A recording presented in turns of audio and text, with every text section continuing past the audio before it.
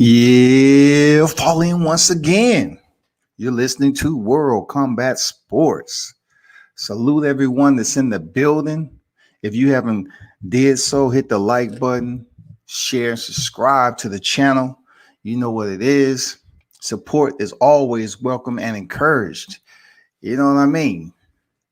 This is what's popping off. It's Thursday, man. We almost to fight weekend once again.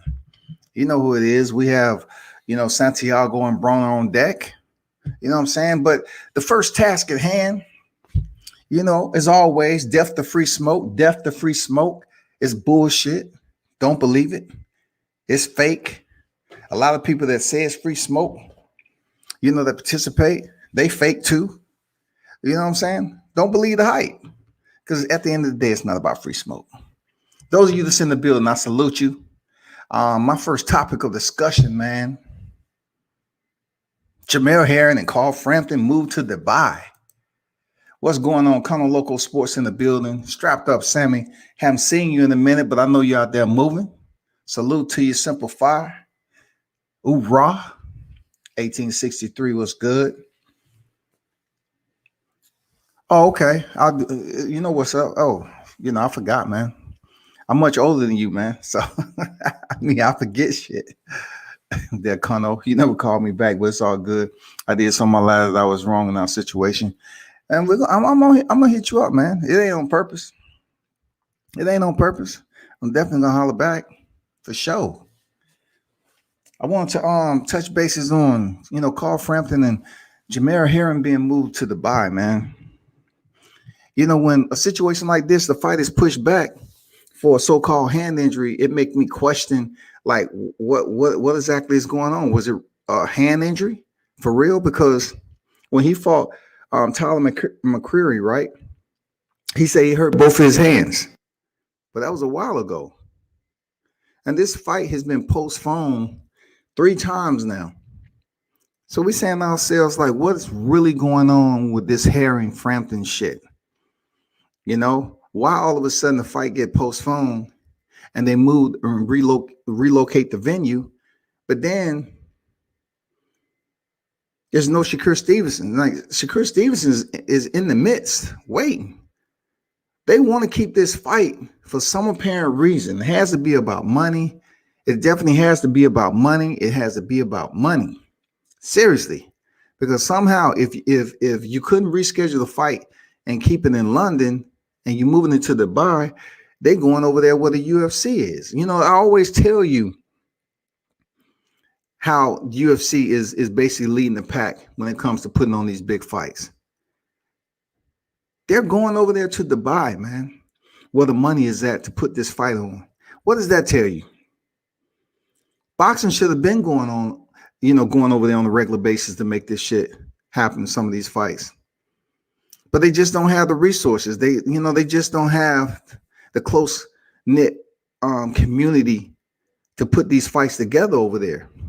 See, it's a different type of regulation that's going on between boxing and MMA.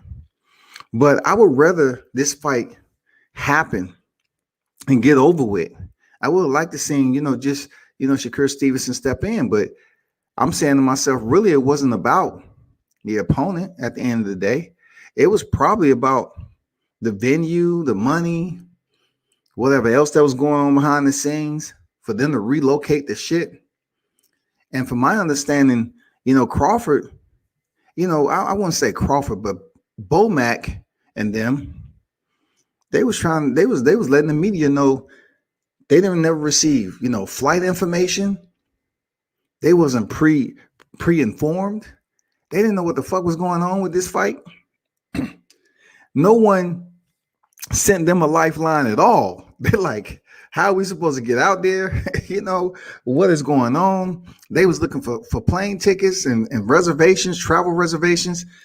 And then they pretty much heard that the fight was off. No one told them ahead of time that Frampton was injured. And once again, boxing rearing his ugly face, man. It's a bunch of bullshit, dog. Like, when it comes to fight like this, I know it's not huge names. You know what I'm saying? I know when it comes to Herring, he's not one of those huge, stars that you can look back at and say, I need to see this fight this weekend. I'm just being honest. And Carl Frampton, he did go in there and have an impressive performance against Tyler McCurry. But then this fight has been postponed so much. It's not like our anticipation when we're looking for Terrence Crawford and Errol Spence. It's not even the same. 1863, what's good? What's good with you? Shakur already stepped aside twice. They can't expect him to keep stepping aside. I feel you on that. Shakur Stevenson is showing who he is as a boxer and what he's trying to, grow into. He's trying to grow into a superstar early. But I know we talked about this way back when. We talked about how Shakur Stevenson may be blackballed, if he's moving too fast. He may be. He might become the Terrence Crawford if he's not careful. It all depends. Like, I like how Shakur Stevenson is moving, but his accommodation to a fight like this, I hope is his last. You know what I'm saying? I hope he places himself in a different position at 130 so he can be accessible to open door policy. Maybe that IBF championship. You know what I'm saying? I know he's ranked number 2 in the WBC or something like that. Number 1, number 2 in the WBC, but still he's ranked up there, right? We have that fight popping off. Miguel Berchelt, Oscar Valdez, that shit is going down. And will Shakur Stevenson get the winner? Or, will he have to wait and see what the aftermath and the damage is with that fight? Is there going to be any injuries? In my humble opinion, it's just a part of me saying that somebody's getting stopped. I don't know, but I can tell you who I'm going with, in this equation of Jamel Herring and Carl Frampton. I'm going with, the Shakur Stevenson effect on how he's pushing to be a part of something, be a part of trying to put these credentials together and get these championships belt. I appreciate Jamel Herring saying that he's 100% healthy and he's ready to go. I appreciate all that. But what I don't understand is what's going on with Carl Frampton. Like, dude, if you fucking injured, you need to just let this shit go instead of trying to say, okay, I have an injury. If it's something else, then you full of shit. If you're trying to say you wasn't hitting the bag and you wasn't doing sparring and all this other shit, then why you just didn't let Shakur Stevenson step in, man? You know what I'm saying? If that is the truth, you could have just let the fight went on. We would have appreciated Jamel Herring and Shakur Stevenson if that could have been made. But to come up here with a hand injury at the last fucking minute, then all of a sudden the fight is relocated to Dubai, that's a bunch of bullshit, bro. 86 TV, I'll check it now. Kind of seeing Stevenson get his first L in the near future. With who? How far? How close you see him picking up his first L? Be clear. You know what I'm saying? You see him picking up his L at 30, or you saying he may pick up his L at 135? Because that is the near future. That is the near future. I already know he's in 130, but what I'm saying is he hasn't fought for a belt yet. So in the near future, do you see him taking an L at 130 or 135? Big dog in the building. What's good? Salute WCS. Worried about the fight moving to Dubai. Something seems fishy. Absolutely. I'm talking about real fishy. You know what I'm saying? It's real fishy about this shit. And then with two names like Jamel Herring and Carl Frampton, man, why be disingenuous about this shit? Why try to come up like, oh, Carl Frampton has a hand injury, but the only opponent that Jamel Herring can face of all this shit is Carl Frampton? Man, this motherfucker, this shit is tiresome. Sometimes this damn bouts like this, it's not like we sitting here with our butt cheeks puckered up and say, oh man, I just can't wait. I just can't wait for this fight. God damn. Abs all tight and shit. Motherfucking clenched fists. Motherfuckers up here like, damn, dude. I just can't wait to this weekend to see Carl Frampton and Jamel Herring. That's not the case, bro.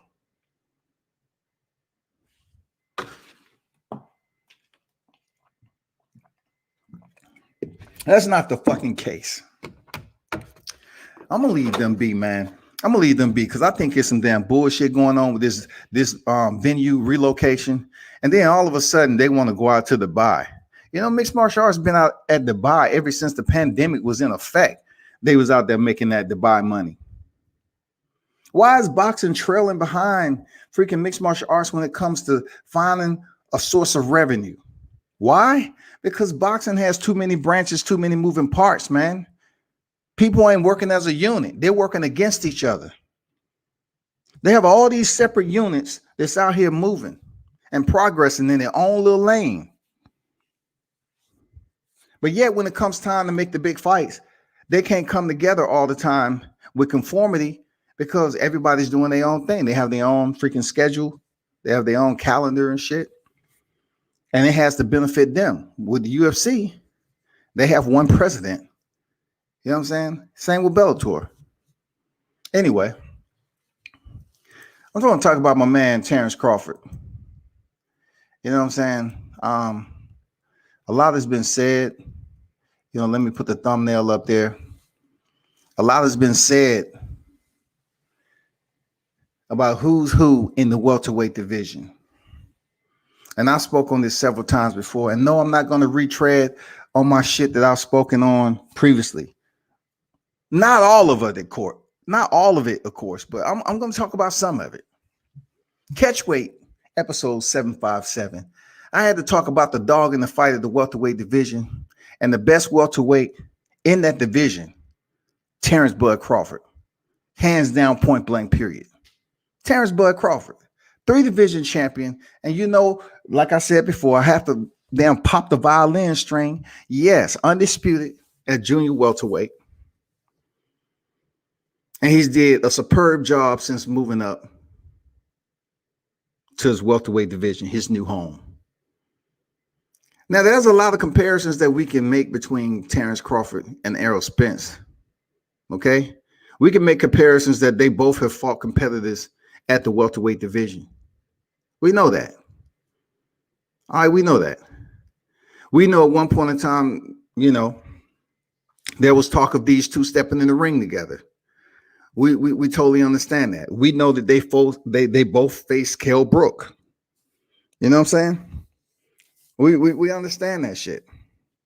But of recent, there's been talk of, you know, potentially or possibly Terrence Crawford facing Manny Pacquiao. Now, I think in my heart of hearts that Terrence Crawford is going to play this smart. Why? Because Manny Pacquiao, even though he has 2 feet out in retirement right now, and he's a politician, a Filipino politician, right? Long as they can somehow come up with a reasonable price tag for Manny Pacquiao to face Terrence Crawford, the fight will happen. And the reason why I want this fight to happen is because Errol Spence hasn't fought Manny Pacquiao. I want the tide to shift a little bit because people are going to keep on talking the same shit when Errol Spence, if he gets the fight with Yordenis Ugas, they're going to say he has a 3rd belt. But then everybody was boosting up. If Errol Spence faces Manny Pacquiao, then he has the legend on his record. He has the 8th division world champion, the boxing legend on his record. Everybody was boosting that shit up for Errol Spence. I want the same people to boost that shit up for Terrence Crawford. Give him his motherfucking credit. If he indeed get this fight with Manny Pacquiao, knocks him the fuck out, give him the credit. Because I'm definitely going to goddamn roll up in my canoe on your live stream. I'm like, hey, what's this we talking about? All these damn, you know, Errol Spence. You cannot sit up here and give Errol Spence all this jubilee if he goes in here and defeats Yordenis Ugas for a belt that he received via you have mail. You have mail. He is an email freaking champion. I don't care how cool of a dude Yordenis Ugas, he's an email champion. Manny Pacquiao is a boxing legend. He earned his WBA title by going in there defeating Keith Thurman. He is not an email champion.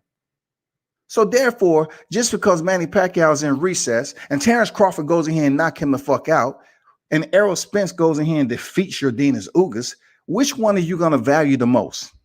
You're going to value the feat that Terrence Crawford was just accomplished, or you're going to boost up Errol Spence going in there with Yordenis Ugas, who never really stepped in there with a performance that you can remember besides Shawn Porter? Man, we have to stop being hypocritical in this shit, man. Because you saying that Terrence Bud Crawford needs this and that on his resume. He needs a quality opponent on his resume.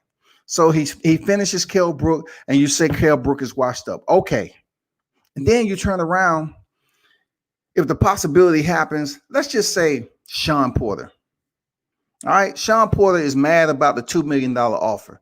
He feels it's a low ball. But is Shawn Porter worth the $3 to $5 million? Is he worth $6 million? Seriously, at this stage, is Shawn Porter worth that? I'm just curious. Going the distance with Sebastian Formella, is the Shawn Porter everybody consider a good guy worth all that money? I'm just curious. You let me know. Okay, I love the 1863. I'm ready for this. I'm ready for this. You know what I'm saying? Please drop those. Look, listen, 1863. If it's shit that's public record and get flushed around this social media toilet, I'm not really going to entertain it. I'm going to be honest with you. Like, I don't want to hear shit about rankings and nothing. I don't want to hear, but I will read your comment out of respect, dog. I will. But if it's some simple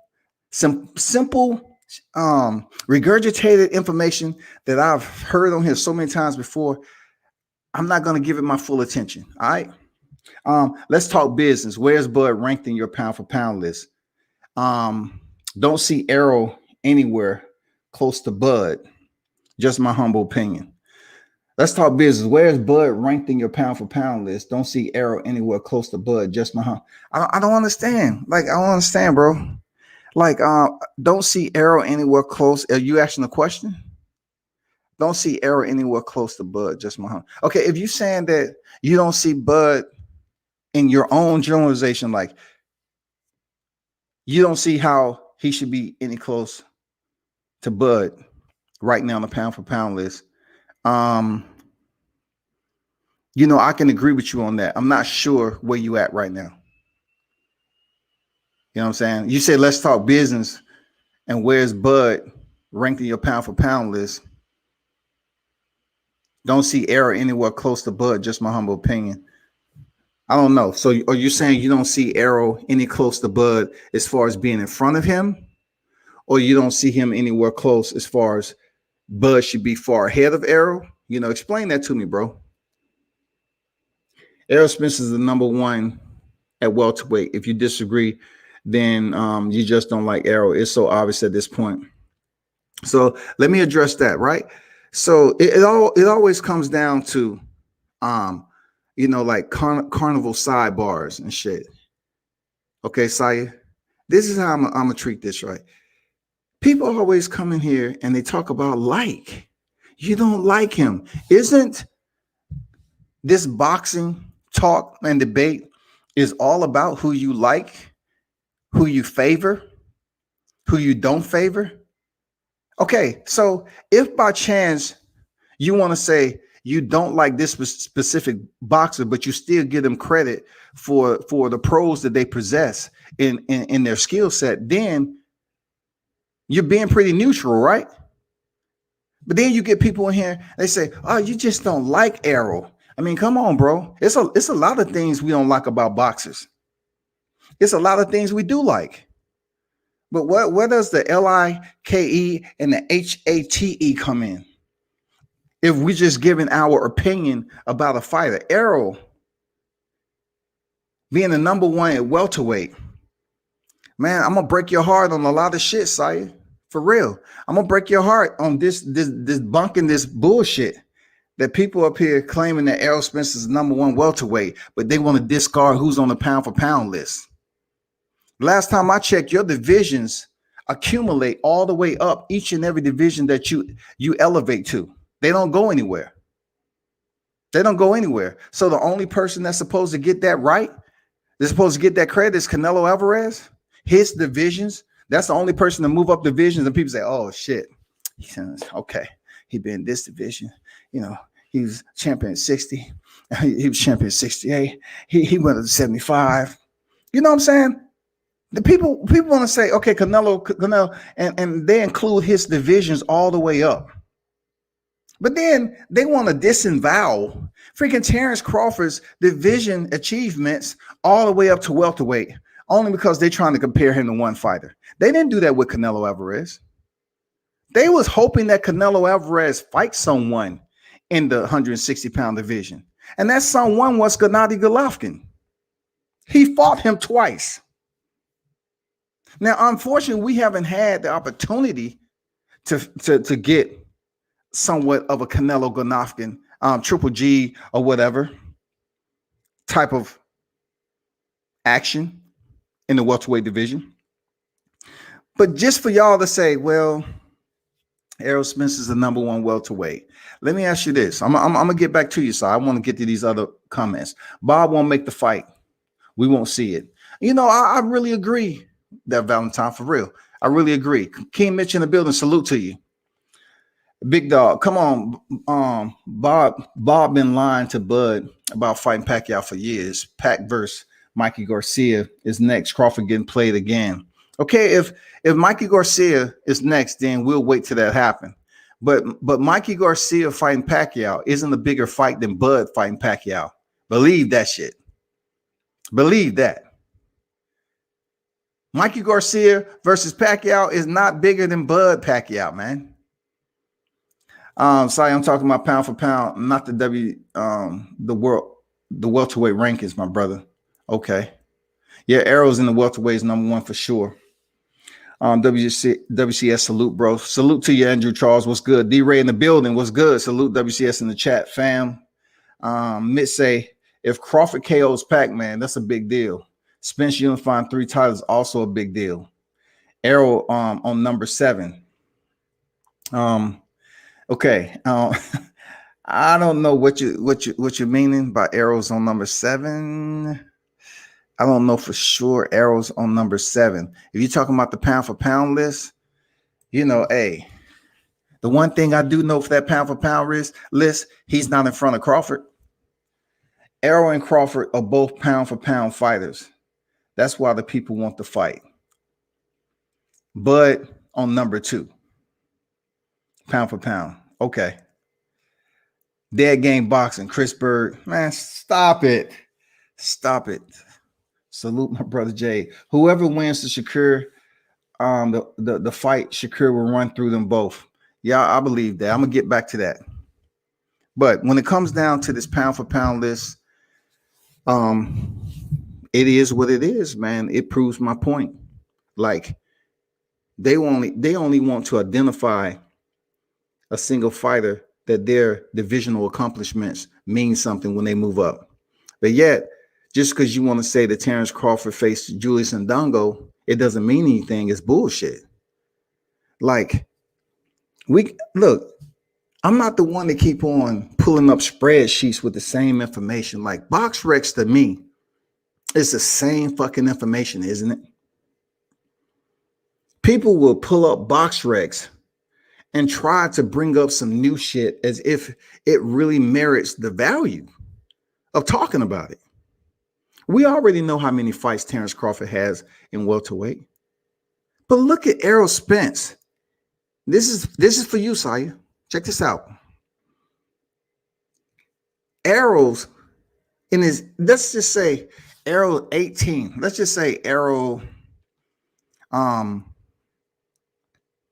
during his career. Errol Spence is currently, undefeated with 27 victories, 21 coming by way of knockout, right? So you look at Bud Crawford. Bud has 28 knockouts. You know what I'm saying? That's 7 more than Errol Spence. Now hold up before you say, well, that don't mean anything. Okay, I got it. But let's just go to the lunch table right quick. We sitting down having a break, and we talking some boxing in grade school and talking some simple math, right? So 21 subtract 28 is 7, right? So if you're looking at how long these guys been in boxing, and people talking about Terrence Crawford and what he's done, right? Terrence Crawford, what he's done in the welterweight division. Well, look at how many knockouts that he's been able to earn since he's been in the welterweight division. Now hold on. Don't start taking out the eraser. Don't start running to the chalkboard and say, no, we got to erase all this shit, because it don't matter. It does matter. Because if you're going to say Terrence Crawford opponents is garbage, then he did what he was supposed to do with them. You understand? So let's just get one thing out of the open. You know what I'm saying? When it comes to people saying that Errol Spencer's the boogeyman and Errol Spencer's the truth and his hashtag man down. Listen, let's go back to the same month that they fought. I mean, the same month. Let's go back to 2018. Okay? 2018, Errol Spence fought Carlos Ocampo. Right? That was back in 2018 because I was at the fight. 2018 is going on damn near 3 years for this boogeyman, this man down, Errol Spence. And don't blame it on the car accident. Stop it. Since the Carlos Ocampo fight, Errol Spence has not knocked out anybody. No, don't mention the accident. Mikey Garcia was before the accident. Sean Porter was before the accident. Period. But check this out. That was the last time Errol Spence, up to date, has received a knockout, a stoppage. Seriously. So let's go over to Bud Crawford, right? He fought on the same month back in 2018. You know what I'm saying? I'm doing what Bud is doing. He fought in the same month his debut, okay? His debut of Jeff Horn. It was his welterweight debut. Both of these guys received knockouts. Boom, Carlos Ocampo, first round. All right. Jeff Horn, ninth round. Both of these guys in 2018, welterweights, received the knockout on that month. You know, I think it was June 2018. The next fight for Terrence Crawford in October of 2018 was Joseph Benavidez, knockout, 12th round. And then in 2019, Amir Khan, stoppage, 6th round. And then 2019, Kavalauskas, stoppage, 9th round. And then in 2020, Kell Brook. Let me count this in Espanol. 1, 2, 3, 4, 5. ¿Entiendes, amigos? Sí. So once again, they talk about he hasn't did anything in welterweight, but he continues to knock motherfuckers out, right? Now, look, let me rewind even more. Crawford's been knocking motherfuckers out since 2016. He's been on knockout streak since then. But him and Errol Spence fought in the same month, same year. Both welterweight fights. Errol Spence fought Carlos Ocampo, and Bud Crawford was making his debut in that same month with Jeff Horn, who was 18-0, and he knocked his ass out in 9 rounds. And the story goes along page for page just like that. From Horn to Benavidez to Khan to Kavalauskas to Brook. Now, a lot of you may, feel some type of way about what I'm about to say, but all I hear is Errol Spence is the best at welterweight. And I'm saying to myself, like, for 18 of his professional fights, Errol Spence was trying to find out what weight he was going to fight at. He hasn't been a true freaking welterweight. Let's be honest with ourselves. Yeah, you heard it right here, WCS. He hasn't been a true freaking welterweight. Let's take the 9 fights. Let's just take his first 18 fights. And let's talk about what he was fucking doing. Seriously. Was he a true welterweight? People was up here talking about he's a weight bully and all this other shit. What was going on with Errol Spence in his first 18 fights? I mean, do you want me to screen share? Because I can do this shit. I can screen share. Because I don't like going on here, talking about the same shit all the time. But I can screen share and show you. You know what?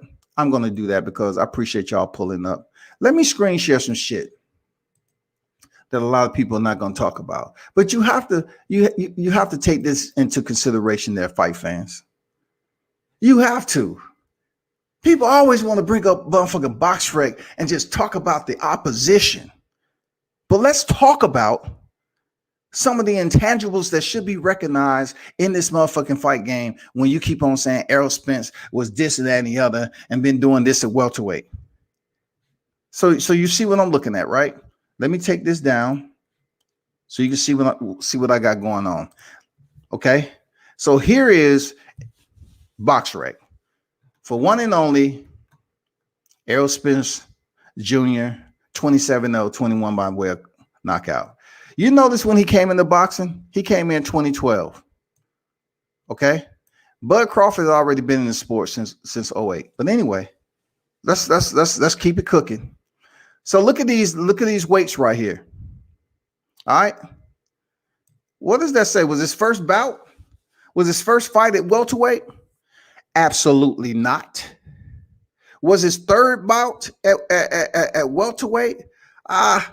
Possibly, but if you want to check the scales, you know what I'm saying, on what it's supposed to be, it says super welter, right? Because it's over 47, right? So anyway, let's keep it moving. What is that right there? His fifth bout, 149. Sixth bout, 149. All right.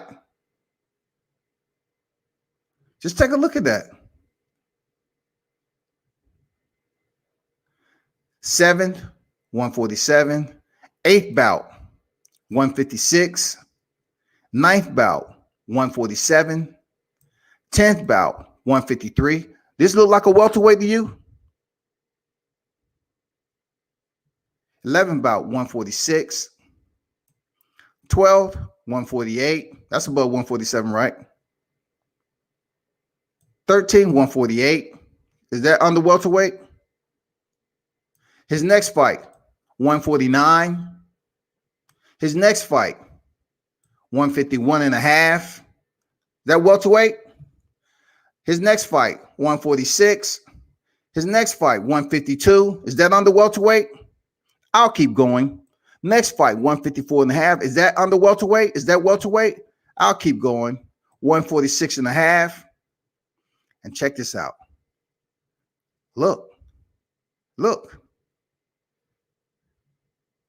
2, 3, 4, 5, 6, 7, 8, 9. 9 consistent fights at welterweight.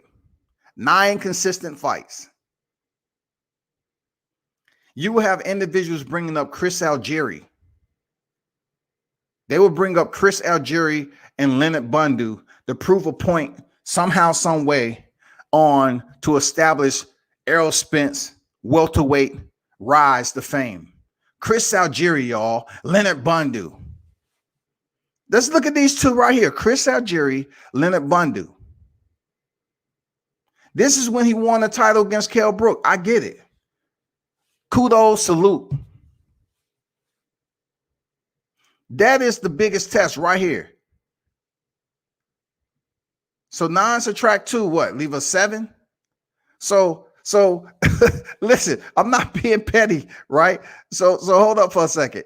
So hold up. We have 9. Let's say 3. We subtract 3 from 9, leaves 6, right? Because This is the 146, 45. So we go.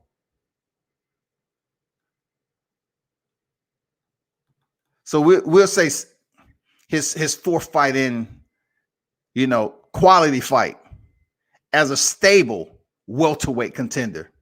We'll say his fourth fight in. So let's say Kell Brook, he won the title. Boom, good. This is 6 fights because we're not really including Leonard, Bandua, Chris Algieri, Alejandro Barrera. We're gonna leave them out. We're talking about really solid, stiff competition, quality of service. Kell Brook, even though he had the one loss to Gennady Golovkin, he was still motherfucking champion. He took the title from Shawn Porter back in the day. So we're sitting at how many? Let me go through this. Let me go through this. Uno, dos, number 3, 4, 5, 6. That's 6 fights. 6 solid motherfucking fights that we can say. The reason why I'm starting off with the champion, because I'm comparing that to Terrence Crawford when he entered the welterweight division. He fought Jeff Horn, and freaking Errol Spence fought Kell Brook. Difference in records: Kell Brook was 36-1, and Jeff Horn was 18-0. Okay, let's go up to Lamont Peterson. Lamont Peterson, he had 3 losses already. You know what I'm saying? And it took him a little bit of time to fight some catch weights to get up to 47. You know what I'm saying? He had already been defeated by Danny Garcia. He had 3 losses on his record and a draw. Errol Spence stopped him. But a lot of people will say, oh, Lamont Peterson, he was better than Jeff Horn. I get it. Whatever.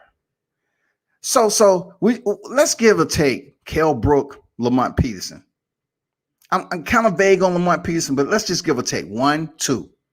Out of the remaining 6, right? Carlos Ocampo, exclude that. We're down to 5. We're at the lunch table having a boxing conversation. We exclude Carlos Ocampo. We down to motherfucking 5 solid opponents that you say that he can consistently say he sustained weight at the welterweight division. I'm being petty, dog. Kell Brook. We're going to start with Kell Brook. Please show me somebody else that has identified this type of information and that they would take it serious enough to understand that, yes, I'm being petty. Absolutely. Because when it comes to the solid opponent that y'all boosting Errol Spence off of, Kell Brook has to be the first opponent. He has to be the first. So with that said, we take Kell Brook right now as the first solid opponent. Boom, we move on to Lamont Peterson, give or take. How many, like I said before, is 6 solid opponents for Errol Spence. Exclude Carlos Ocampo, and it goes down to 5. And there you have it right there. Kell Brook, give or take Lamont Peterson, Mikey Garcia for sure, but it's shaky because Mikey Garcia was moving up. Yes, you have to say Mikey Garcia was moving up 35 to 47, 2 divisions. It don't matter if he faced Sergey Lipinets and vacated the title. He was moving up from facing Robert Easter. You have to factor that in. I'm going to be petty. I'm going to exclude Mikey Garcia too. So who do we have? Kell Brook, Shawn Porter, Danny Garcia. Kell Brook, Shawn Porter, Danny Garcia. These are individuals who have you're talking about the top tier names: Kell Brook, Shawn Porter, Danny Garcia. Danny Garcia and Shawn Porter have contended at the welterweight division. You know what I'm saying? They've solidly contended at the welterweight division. Now, these names right here that we mentioned earlier, I mean, people want to bring them into the equation just as fillers. You know what I'm saying? They want to bring them in as fillers. They just want to mention their names as if Errol Spence did something spectacular. But he didn't do anything spectacular until he went over there in the backyard of Kell Brook and picked up that IBF title. Lamont Peterson had 3 losses already. 3 losses, y'all. This is the solid 6. The solid 6 right here that we can say, okay, outside of his first championship that he won in the welterweight division, won in life of boxing, was Kell Brook. Look at Terrence Crawford. How many fights have he had at freaking welterweight? So basically, you're going off Danny Garcia and Sean Porter. If you really want to be nice about it, you can throw Mikey Garcia in here because he's a 4-division champion. But the sustainment of his competition at welterweight is non and void. Mikey Garcia has not fought a fight at welterweight before stepping in with Errol Spence. That's why I excluded him. So we're talking about 3 out of 6, 3 out of 6. That really was a so-called supposed to be challenge of the top tier opposition that people are boosting up Errol Spence for. Kell Brook, Sean Porter, Danny Garcia. No Carlos Ocampo. No Lamont Peterson. That was just a heavy bag session. And no Mikey Garcia because he had no sustained bouts at that weight. But all the way up until Kell Brook, he didn't start to his 19th fight with Barrera, Ajira, Bondu, all the way up to Danny Garcia. He was fluctuating all around in weights, man. At welterweight, above welterweight. At welterweight, above welterweight. Over half of his fights, man, he was trying to figure out what the fuck he wants to do. And people just got them giving him this motherfucking cap and gown. Oh, Mr. Spence, we love you. We thank you for attending this commencement ceremony of the welterweight division. We appreciate and adore what you've been able to contribute. We was a little bit confused on where you was going to fight initially. You was going to be a super welterweight or you was going to be a welterweight. We just wasn't sure, Mr. Spence. But WCS, I wanted to make people aware of why no one chose to mention the bullshit. The man was not sustaining himself as a welterweight fighter. They only provide credit at Kell Brook. And then they want to insert Lamont Peterson in there, who was just a high guard type of opponent. And freaking Errol Spence had just a heyday on beating Lamont Peterson up. And I got mad respect for Lamont Peterson. Good dude. Extract him out of that. Extract Carlos Ocampo. Nobody even know where he came from. Seriously. Carlos Ocampo showed up like the coronavirus. What? Carlos Ocampo? Huh? And then he gave Errol Spence a 2-piece. Pop-pop. And then Spence said, oh shit, I'm at home. I need to finish this dude. Pop-pop. And the fight was over. Exclude Carlos Ocampo. Exclude Mikey Garcia for having no sustainable fights at welterweight. Who do we have that Errol Spence can legitimize all this best welterweight bullshit? Sean Porter and Danny Garcia? Okay, I'll wait. I'll wait. Let me get back to the comments. I'll wait, man. Who is willing to give Manny Pacquiao $40 million? What's going on, D-Ray? WCS cooking the casual temporaries. Man, you know it, man. It has to be done, man. Crawford is the best pound for pound in the world. Jay the Boss in the building. Errol Crawford and Gervonta Davis are the best in boxing. I want to ask you all this, though. Looking at this, I mean, come on, tell me if I don't have a point. Just explain to me if I don't have a point. Really? Because check this out, though. It's going on 3 years since Errol Spence would have had a knockout. If you go from this last knockout, Carlos Ocampo, he went the distance with Mikey Garcia, someone who never had a fight at 47. And then Sean Porter, who showed up and gave a good account of himself, much respect, salute. Then Danny Garcia did what Danny Garcia does. shows up second after the final bell. That's what Danny Garcia does. Seriously, that's what Danny Garcia does. He did it with Keith Thurman. He did it with Sean Porter. And now we can say that he did it with Errol Spence. How can you be a sustainable welterweight fighter and you look worse than Mikey Garcia, who never had a fight at 47? How? How? How in the hell does that happen? So we take the last 6 opponents after these 3 right here. And Chris Algieri, people want to salute him for being a good guy. But let World Combat Sports do you a +2. You know what I'm saying? Let me do you a +2. Let me click on Chris Algieri, right? Let me go down to Chris Algieri. Check this out. Errol Spence, he fought Errol Spence in 2016. He had 1 win over Eric Bone. He was coming off in 2015. Amir Khan lost, and who? A Manny Pacquiao loss. He had 2 L's, a win, until he stepped in there with Errol Spence. Let's stop giving Chris Algieri all this accolade as if he was just this killer coming up through the ranks. Stop it. Stop it. If you're going to sit up here and break down a box rec, which I don't really go on here much, but every now and then I want to peel back some motherfucking layers. Stop it. Look at this shit. Before he stepped in there with Errol Spence, he had 2 losses. So can you imagine what they would have said with Terrence Crawford?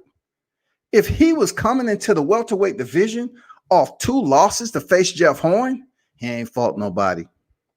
He lost to Julius Ndongo, one of the weakest champions that we can talk about at junior welterweight. He didn't do shit. He could have been undisputed, but he let Julius Ndongo beat him. That's what they would have been saying about Terrence Crawford. This is real. But look at that. This is Chris Algieri. This is Chris Algieri right here. People want to give him a pass. 24-3, 9 knockouts. And they want to give him a pass because he's a good guy. He's a good guy. But we're looking at this right here. The last person that he fought at a higher weight than welterweight was Chris Van Herden, 154, 23-1. That was 2015, y'all. That was just 2015. September 2015. Stop going around talking about Errol Spence has been this driven welterweight. The dude has been fighting at damn super welterweight and welterweight. He couldn't gather discipline enough to find out where he wanted to fight. Okay, if you're going to fight at 54, at least try to pick up a title there. What was going on with this cat? Was he not just that good? Was he undisciplined? What was going on with him? Because this was his last motherfucking, fight where he was fluctuating weights. You can go all the way down, dude. He's going back and forth, back and forth, back and forth from welterweight to super welterweight to welterweight. Then he finally settles down at 146.5 and fight Barrera, Chris Algieri, Leonard Bundu. No one was really looking for these cats. But let's add it all up, because we at the lunch table talking to the remaining 6 fights. We started off with 9. We subtract these 3. It brings us to 6. With the 6 remaining QOS, quality of service opposition, right? We have Kell Brook, which had a title. Okay, cool, legit. Salute to you. Lamont Peterson. We got, come on, man. I said give or take, we can leave him on there. Give or take. Carlos Ocampo, extract, 5. We're sitting at 5 right now. Mikey Garcia never had a sustainable dang win streak at welterweight. Extract him out of there, 4. That's if we keep Lamont Peterson on the damn roster. That's 4. Take Lamont Peterson off, we have 3. Kell Brooks, Sean Porter, Danny Garcia. Yeah, people are going to throw Mikey Garcia up there, but yet they want to leave out that he wasn't even a freaking a welterweight who's competed and had a win streak at welterweight. How can you sit up here and say a man moving up, you want to give Errol Spence full credit for Mikey Garcia? But allow me to go back, gentlemen. Allow me to go back to the one and only Terrence Crawford, 37-0, 28 by way of KO. As I said before, simple mathematical deductions, okay? You're doing simple shit, 33 years old, and we want to say Terrence Crawford has 28 knockouts, vice Errol Spence 21. Subtract it, you have 7. 5 of those have come by way of the welterweight division, all right? So check this out. After the dispersion of Julius Ndongo, Terrence was smart enough to say, you know what? I am vacating and moving up to the welterweight division to become a 3-division champion. During that time, he had called out the likes of Errol Spence and everybody else. He makes his debut with the WBO champion at the time, Jeff Horn. He disperses him in 9. You watching the same as I'm watching? I'm still sharing screen, right? Okay, cool. So we have Jeff Horn right here. And this was the same year and month as I mentioned that Errol Spence fought on. Errol Spence fought Carlos Ocampo this same month and year. Errol Spence hasn't knocked out anybody else outside of Carlos Ocampo, but this is Terrence Crawford. This is Terrence Crawford curtain call right now. Jeff Horn, boom, up out of there in 9. Because look, we're talking about the opponents, right? A lot of people are going to say Jeff Horn all the way up to Kell Brooks was trash. You can't give him credit for shit. But we're talking Jeff Horn, 18-0. Next was Joseph Benavidez, 27-0. Welterweight, consistent welterweight fights. So these are consistent welterweight fights. Now, a lot of people are going to do the same thing I just did with Lamont Peterson. All right. They're going to say, well, don't too many people know about Lamont Peters. I mean, Joseph Benavidez comparable. But what I am looking at, he was 27-0. He was 27-0. Lamont Peterson had 3 losses already. And then he had a common opponent, Danny Garcia, and the list goes on that he lost to, right? Joseph Benavidez, the second opponent that Terrence Crawford dispersed of that people want to say that was garbage, right? And then moving on to Amir Khan. Amir Khan has 4 losses. Okay, I get it. Amir Khan, 4 losses, but he still had a name. And he's chinny. He's very suspect and fragmented when it comes to his chin freaking capacity. The impact capacity is very low. We understand that. But Terrence Crawford went in there and finished the job. 6-round TKO. Done. Because you say they trash, right? Done. Still knocking out dudes since 2016 on this knockout streak. Walked up into the welterweight division, knocking dudes out, stopping them. Jeff Horn, Joseph Benavidez Jr., Amir Khan. Let's go to Kavaliauskas. 21-0 and 1. Stop him in the 9th round. Consistency stopping the guys that you say are trash. Most important, welterweight. I don't care what anybody say about this guy. Look at it, it's 21-0. Now you're saying, well, you gotta keep him accountable, like you do Mikey Garcia. Listen, one of my extractions of Mikey Garcia was that he hasn't fought like that. He came up 2 weight classes, for God's sake. 39-0.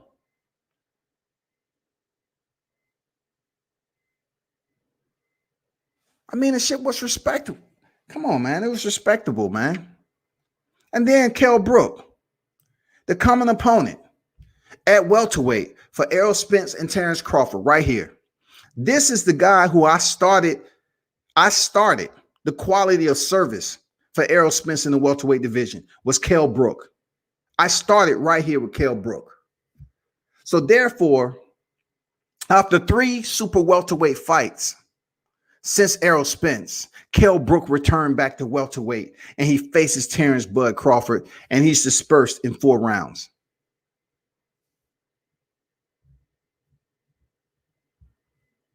Mathematics. 4 subtract from 11 is it 7? He did it better, right? I don't want to hear about Gennady Golovkin destroying him because y'all was giving Errol Spence all the credit in the world for going in there, going through motherfucking hell and high water, you know, to defeat Kell Brook after he came off a beating from Gennady. He came back and made the weight. Terrence Crawford dispersed of him in better fashion than Errol Spence Jr. So that is 5 knockouts. That is 5 knockouts from the 7 of when we want to look at their record. Because I'm just saying 5 of these came at welterweight. You know what I'm saying? I'm not talking about the entire record. I'm saying you have 21 knockouts for Errol Spence and 28 knockouts for Terrence Crawford. 21 subtract 28. Okay? 5 subtract 7 leaves 2. 5 of these knockouts from Crawford has came in the welterweight division, y'all.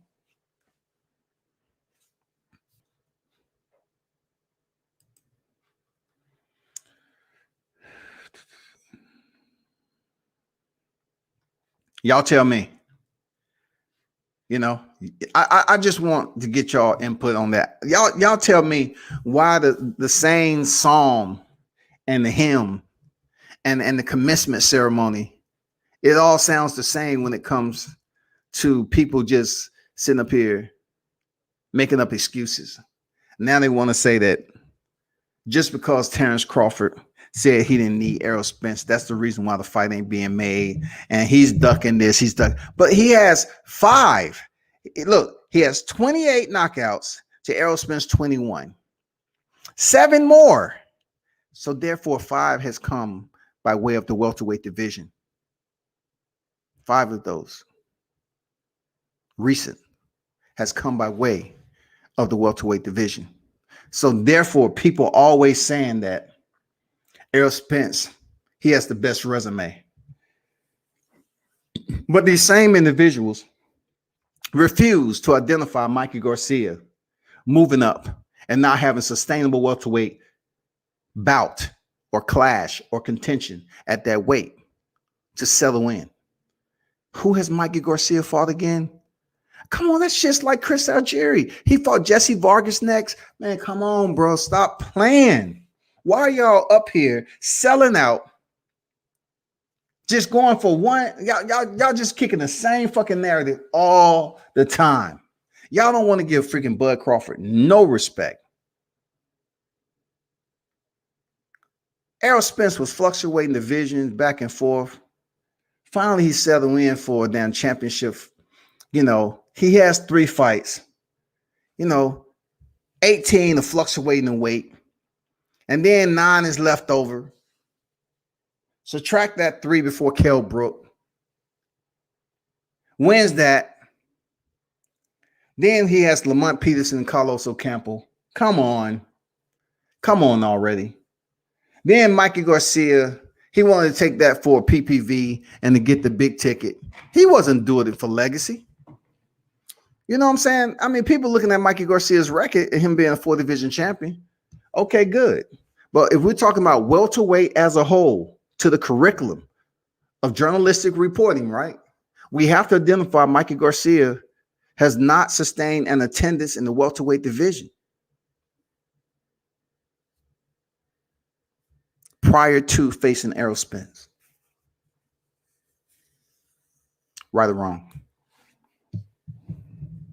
I'm just saying, just help me out. So now it comes to this right here. What are we waiting on? All right. So the word on the street is, Terrence Crawford is trying to lock in a fight with potentially Shawn Porter, Manny Pacquiao.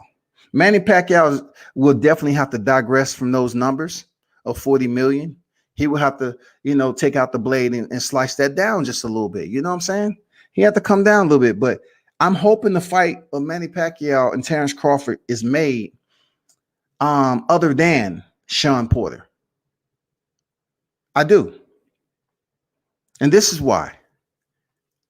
Even though Shawn Porter is still young enough and has the respect of, the boxing audience and hardcore fight fans, Shawn Porter has lost some big fights, but people still give him credit because he's a good guy. You know what I'm saying? Shawn Porter is like Andre Ward. He's the good guy. You know what I'm saying? People want to continue to give him credit regardless. You know what I'm saying? Regardless if he keeps losing. They want to continue to give him the credit like the Jorge Linares. They want to give him the credit like the Luke Campbells. They're good guys. Seriously. That's what we're looking at. But the losses that you've been in there, Shawn Porter, even being dropped by Adrian Broner, you have vulnerabilities. Even by being dropped by Errol Spence, you have vulnerabilities. So if Terrence Crawford goes in here and defeats Shawn Porter with no knockdowns, people be like, see, he stepped up his competition. He didn't do it better than Errol Spence. He wasn't able to drop Shawn Porter in either round. He wasn't able to earn a knockdown, so he didn't do it better than he didn't do it better than Errol Spence. But then if Terrence Crawford goes in there and stops Shawn Porter, which hasn't been done, right? Tough ass Shawn Porter, but he can be hit. He can be touched on the chin and dropped. If Terrence Crawford goes in there and stops Shawn Porter, will it make a difference to the negotiation process with Errol Spence? Being that Terrence Crawford has defeated someone that he's already defeated, I don't think it's going to make that big of a difference. So that's why I want him to face Manny Pacquiao. Manny Pacquiao, though he's old, 42, 62, and 7, he's like boxing royalty out the door. He's trying to cash that check. Not only is he trying to cash a check, he's trying to make sure that shit is motherfucking weighted.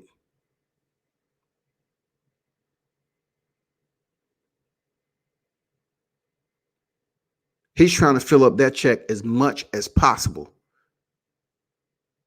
He's trying to make sure those zeros are goddamn at the right PSI, goddamn it. He wanted them motherfuckers to roll out that dough smooth.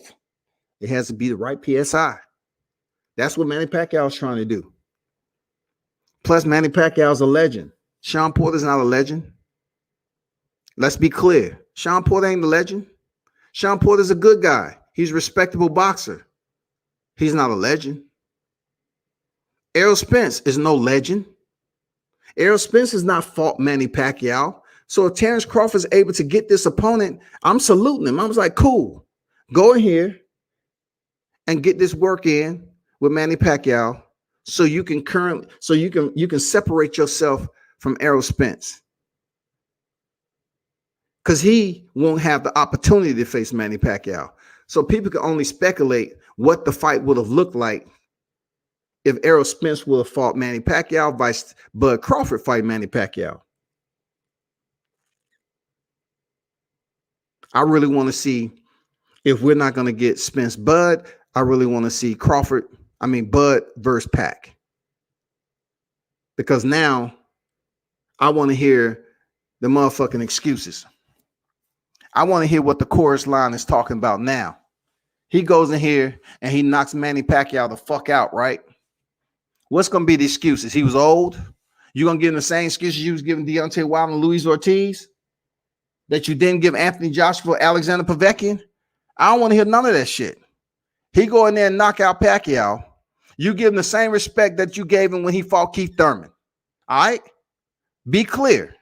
Don't fuck off the game by going around here being extremely biased and not giving Terrence Crawford his just due if he's stepping there with Manny Pacquiao. Because y'all motherfuckers was on here damn yelling and screaming. Look at Manny Pacquiao, what he did to Keith Thurman. Oh, shit.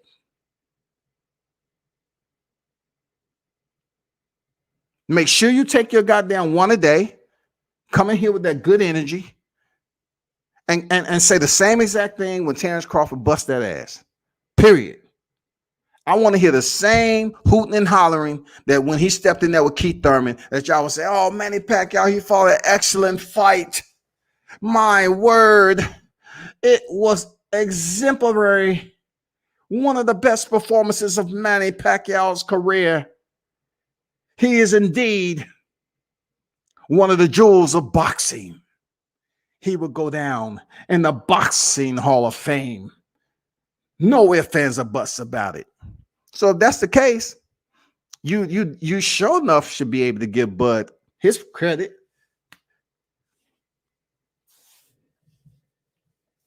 Because who has Manny Pacquiao fought since the Keith Thurman fight?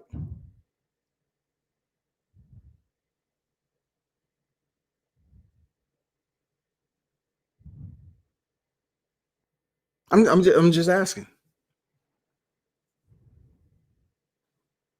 So I just want people to understand, like, just grab your notepad and put it on the calendar if this fight happens, right? I know a lot of people are going to be, waiting to say it don't fucking matter. It don't matter. He was old. And I'm going to say, you full of shit. You biased. You a hypocrite. You don't want to give the man no credit. The same people that come in here and say, yeah, you just don't like Errol Spence. How can I not like anybody? Errol ain't never did shit to me. I'm just saying. I'm just talking boxing in general. It's about time that we understand what the thumbnail's about. You know what I'm saying?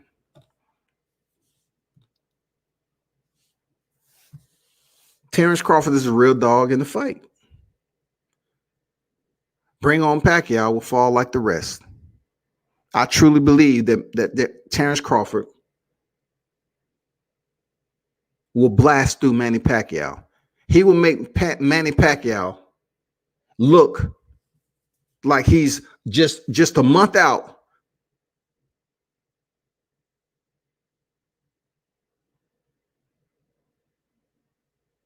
Just a month from qualifying for AARP. Just a month out. After Bud Crawford beat Manny Pacquiao, it's going to look like he gets the senior citizen discount. Manny Pac, my ID, senior discount, please, for buffet. All right, thank you very much. Yes, you can get a picture. Thank you. They're not even gonna freaking want to see Manny Pacquiao freaking ID. They're gonna say, okay, Manny Pacquiao, we understand. We're not questioning you, Manny Pacquiao. You are 62. You are. Don't worry about it. We seen the fight with you and Bud. God damn. It's good to see you out. For real. We was concerned, but salute to you. And we respect your career. But y'all do me a favor, man. Remember I made this live. Remember I made this live. I hope the fight happens between Bud and Pac. I really do. I don't really want it with Sean Porter because Sean Porter has fought Errol Spence. And really, in between the big names that he has fought, if Sean Porter loses again to a big name, you know what I'm saying? We're talking about i.e. Kell Brook, i.e. Keith Thurman, i.e. Errol Spence. If he loses to Terrence Crawford, it's just going to be a reciprocated loss on the resume that people can go ahead and talk about and say who did it first.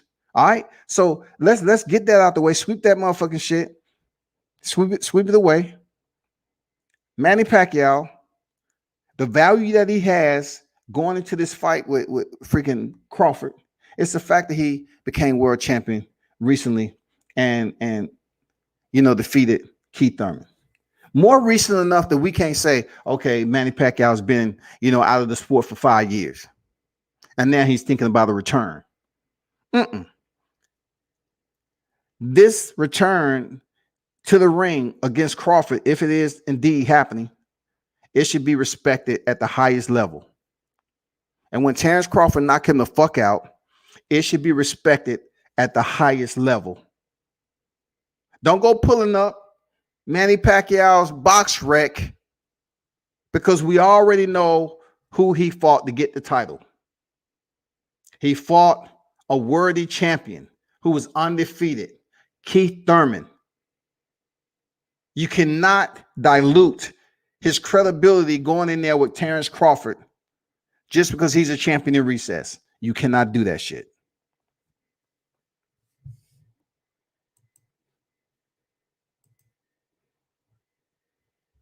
That's all I'm saying.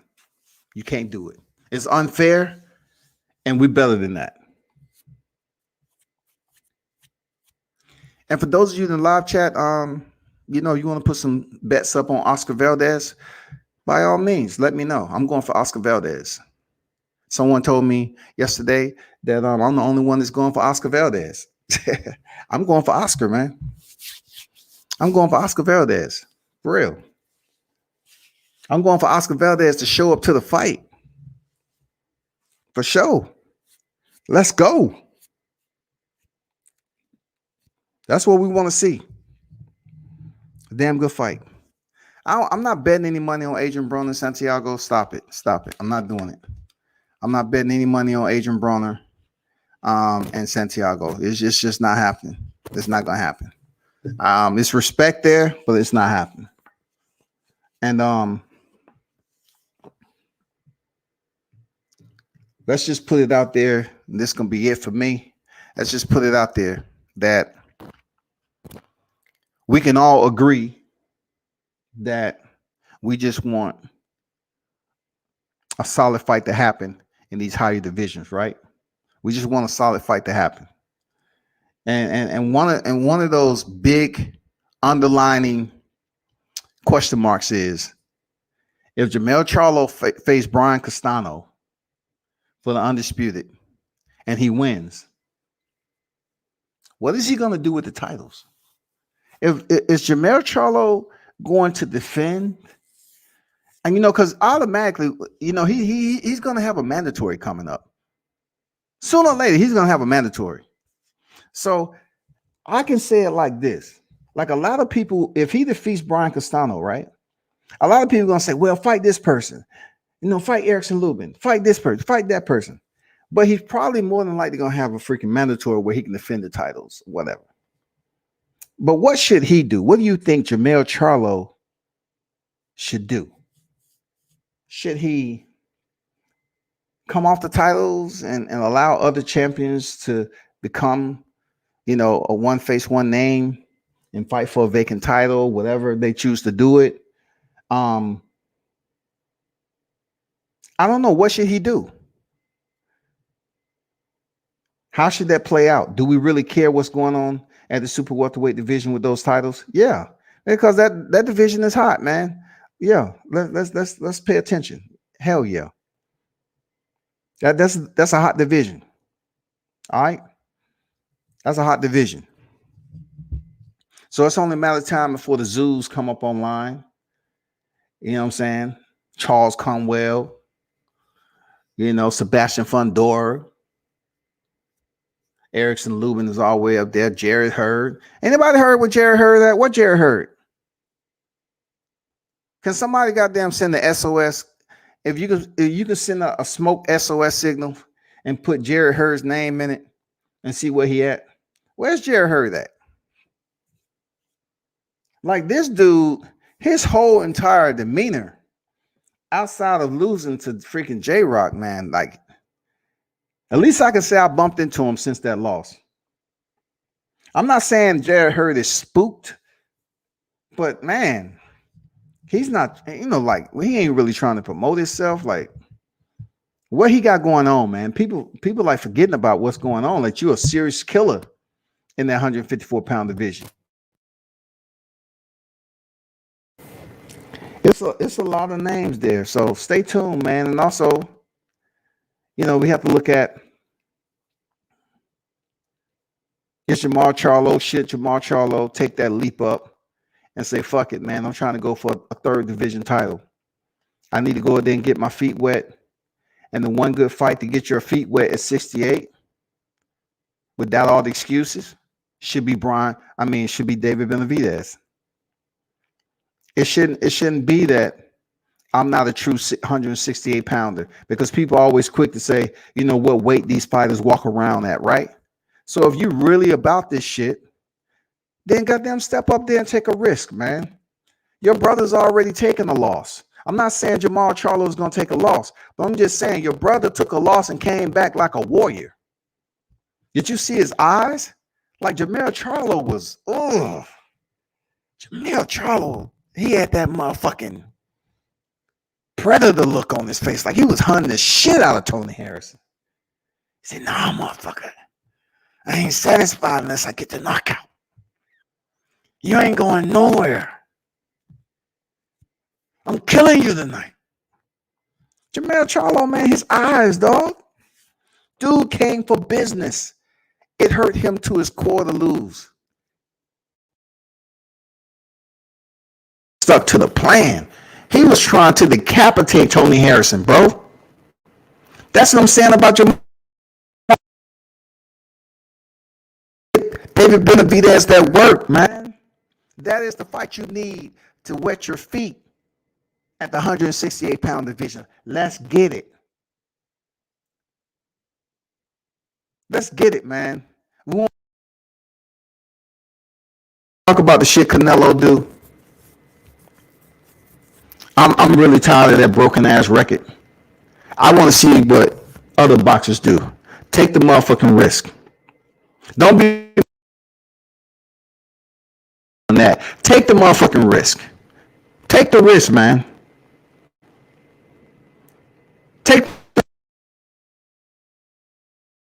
Come on, man. Seriously. I'm just keeping it a hondo. Like, take the risk that Deontay Wilder was. Give rematches. Go fight the best that you notice at the top of the food chain. You know, fight the motherfuckers that put him on the damn Fighter of the Year MAG award. Come on, man. We need to see more of that. Don't complain about what the fuck Canelo is doing if you ain't willing to do it. You can't say every division, like we got champions, right? And Canelo only had the compass, the intellect to go up here and say, Rocky, I'm fighting you next, Rocky. You know what I'm saying? Sergey, I'm fighting you next, Sergey. I mean, a multi-time world champion, right? Multi-time world champion. Even revenge his loss against Alida Alvarez. Callum Smith, I'm fighting you. If Canelo is going from house to house and sweeping the motherfucking damn porch off, why can't we see some more fighters do the same thing? Especially black fighters. Take risk. Take some motherfucking risk, man. That's all I'm saying. Take some risk. Build up your resume and go up here and take some risks so people can look at you and like, damn, these motherfuckers ain't scared of shit. Like, I'll be honest with you. The only one that's in between divisions, like in the lower divisions, that can move up and move down at their expense is Canelo. No matter what you say about him testing positive for Cumbuterol and all this other shit. If you have something to say about how he's moving, then you move as he is moving and fight some people in some different divisions and start picking up some straps that way. Pick up the strap. Major Key in the bottom. I'm in the building. What's good?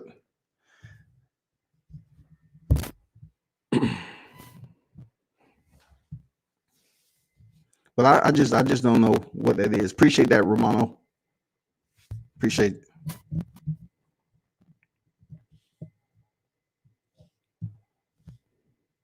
Mitch say for Jamel, matter of fact, scratch Lubin and offer Crawford a shot at 154-pound undisputed, then move at the 160. God damn it. That's what I'm talking about.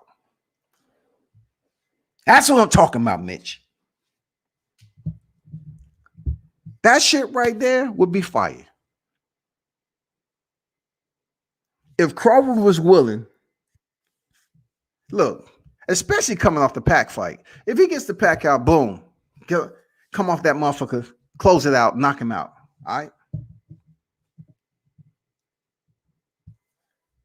For him to attempt to move up after he faced after damn Jermell Charlo, assuming Jermell Charlo get this work in with Brian Castano and win. Damn, fight for the undisputed. Ooh, that'd be sick. That'll put him that'll put him in not only a damn good fight, Mitch. Look, that fight right there, definitely PPV. Definitely PPV worthy. Not only is the fight PPV worthy with two quality opposition, it will allow Terrence Crawford to do what no man or woman has been able to do. That's granted that Clarissa Shields, March 5th, doesn't get it done before. You know what I'm saying? And I truly believe she's going to go in there and beat Marie Dakari. But that would have been the first time. Two undisputed divisions. Two divisions undisputed. It would be 140, 154. Now, of course, I'm going to be honest with you. Mitch. That'll be a tall task for Terrence Crawford. Going in there with a Charlo. That'll be a tall motherfucking task, man. Especially if that motherfucking Jermell Charlo that showed up for that Tony Harrison fight. That'll be a tall task, shawty. That's all I'm saying. Tone in the building. Salute, man. Salute. What's good? That's a damn good matchup, though. You know what I'm saying? He allows, a guy like Terrence Crawford to shot at the damn undisputed and then move up to 160. That'll be awesome. That'll be some good shit right there. I'm talking about that'll be some substance to moving the sport of boxing in the right direction with a fight that we didn't even think would happen. That shit would be absolutely an inferno. I'm not going to lie to you. Now, the other part is, once again there, Mitch, we have to take this in consideration. At the point this fight potentially may come into the conversation, will Terrence Crawford and Jermell Charlo be able to make a fight like that where both parties agree fairly on what the purse is going to be? That's the bigger question. Where will Terrence Crawford be at that moment? And we all know what Jermell Charlo will be at that moment. He's still going to be with PBC.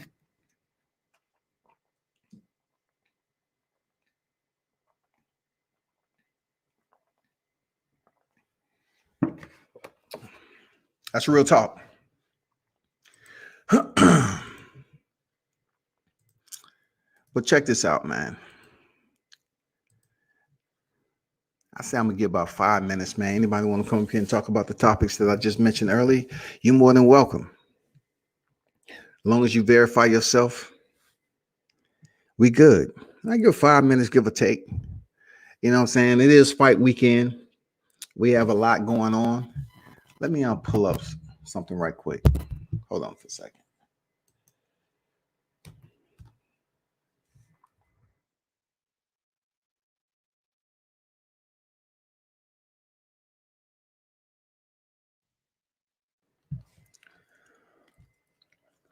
I wanted to give a shout out to Serena Williams, man.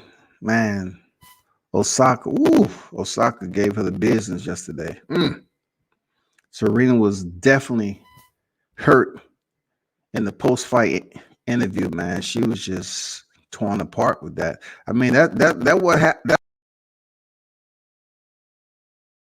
Greatness. Like, she's already great, but she's trying to win that one major to tie. It's gonna be tough, man. At 39 years old, it's gonna be tough, man. This is another topic I wanted to ask y'all about. Andre Ward, Canelo Alvarez. Do you think Andre Ward, if he was to come back, I know the fight would do solid numbers, right? Do you think that's the only fighter that's out there right now? Let's exclude the super middleweight division and let's talk about, like someone who has that credential. You know what I'm saying? The Olympian standard, a big name. That was conversation about Andre Ward and how he would fare against Canelo Alvarez. You know what I'm saying? Who believes that Canelo will have a tough time with Andre Ward? I didn't say Andre Ward having a tough time with Canelo. I'm just saying, is that a fight that you all would like to see? Canelo Alvarez challenging Andre Ward, coming out and having been in the ring as long as he has to come back and fight. I mean, would that be a fight that you all want to see? Just let me know.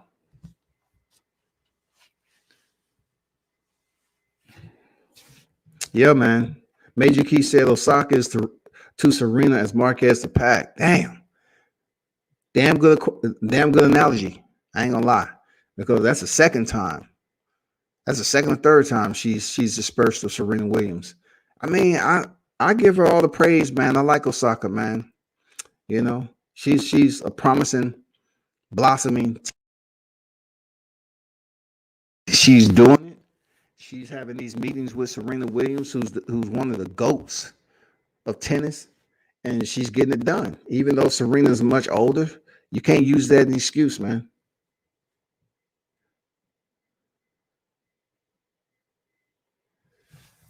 Blueprint said, Jamel says Tank will be on his undercard in June. Who Tank fighting? That's a good question on who's Tank fighting. That's a good question. And the fact that I'm not sure, like, why would Tank be on Jamel's undercard? Why? He was just the main event out there against Leo Santa Cruz. So I'm not sure as to why he would be placed on the undercard Jamel Charlo. What is the gain from that? Because I'm telling you, I think Tank is a big enough star where he can main event. He main event down here in the A. You know what I'm saying? He main event in the A. That doesn't even make any sense. Canelo would definitely have a tough time with Andre Ward. Okay, tell me what he will have, like, coming out of a hiatus. What is one problem that you see that Andre Ward presents to a Canelo Alvarez who's been active, who's shown that he can pretty much adapt to different styles, so to speak?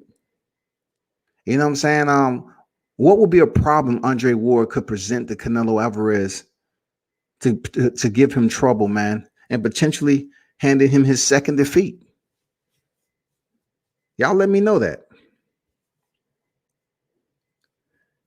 Good fight. Ward is no dummy. He'll take 2 to 3 fights before getting in with the top guy. Who is that top guy and at what weight? Who's going to be the top guy? I'm talking about who's going to be the tune-ups. Canelo's the top guy, but I'm just saying, who's going to be the tune-ups for the top guy if Canelo is dispersing of them? Is he going to have to fight common opponents? I mean, definitely Andre Ward ain't going to come back and fight Anthony Yard.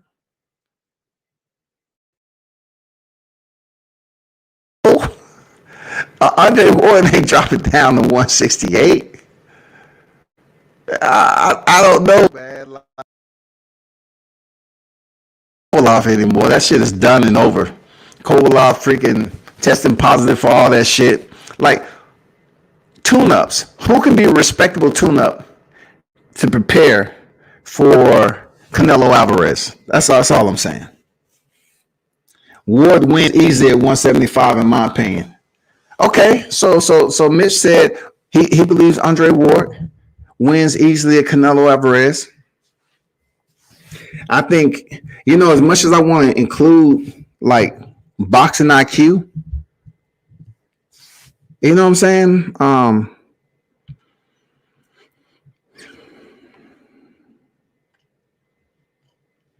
I'm just trying to make sure it's articulated the correct way. Like, with the amount of experience that Canelo has And it is a sweet science. Will Andre Ward be able to present a place Canelo in uncomfortable situations during the fight that Canelo hasn't seen before? Because we all know Andre Ward, man. You know, he has ring IQ, but I can also say the same for Canelo Alvarez. You know what I'm saying? I mean, I'm talking about elite level ring IQ. Will this just come down to a test of wills? Because I'm gonna be honest with you, I just don't think Andre Ward has a look that will disturb Canelo Alvarez. I don't see it, man. I don't see it. I'm just being honest with you. I just don't see Andre Ward as smart as he is of a fighter. And I respect the son of God, you know what I'm saying? The gold standard Olympian. I respect him. But I just don't think at this point in time in Canelo's career, Andre Ward can inject or frame a look that give Andre Ward problems. You know what I'm saying? I just don't see him just stepping back and saying, damn, I didn't know Andre Ward had that. Okay. I don't see it happen. I just think it'll be a chess match between two elite fighters. And it definitely will come down to attrition. It definitely will come down to attrition because first thing I know Canelo's he's going to the motherfucking body. Body snatcher up.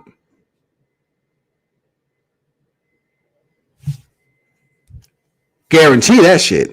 Canelo's going to that body. He's been inactive too. He's going to that body. He want every Krispy Kreme, every motherfucking Benihana, Red Lobster, every freaking cheap meal that you had. He's trying to goddamn knock all the other damn fat calories and transit fat out of Andre Ward's midsection. He's gonna say, no, don't think you're gonna come back up in here. This is me right now. I run this motherfucking block. It'll be a good fight though. I want to see it happen. Danny Jacobs is a respectable tune-up. I'm not trying to go to sleep.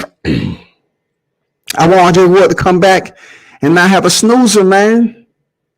He need to come back against somebody that would give him that aura that we're looking for. You know what I mean? Give him that specialty, that Andre Ward freaking halo.